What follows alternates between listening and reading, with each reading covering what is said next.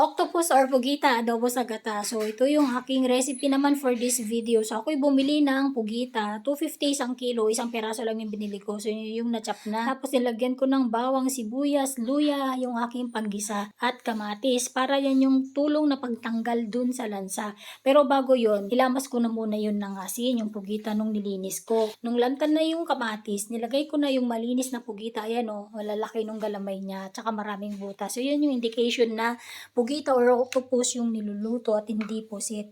Tapos, nilagyan ko ng oyster sauce, soy sauce, at crack na paminta yung pampalasa ko. So, mabilis lang iluto yan, guys. Huwag masyadong matagal yung pakulo para hindi kumunat. Tapos, nung medyo naluto na or na-mix na yung mga soy sauce at toyo, nilagyan ko na siya ng kalahating pouch na gata. So, yan yung last na pampalasa na nilagay ko para malinamnam yung aking pugita adobo sa gata, guys. So, yummy to. Lastly pala, naglagay ako ng kunting sugar para mag-balance lahat yung aking mga pampalasa. Wala akong siling green pero meron akong jablo na sili. Yun yung nilagay ko, guys. Yummy to. Kain tayo. Yummy to. Thank you for watching. God bless everyone. Bye!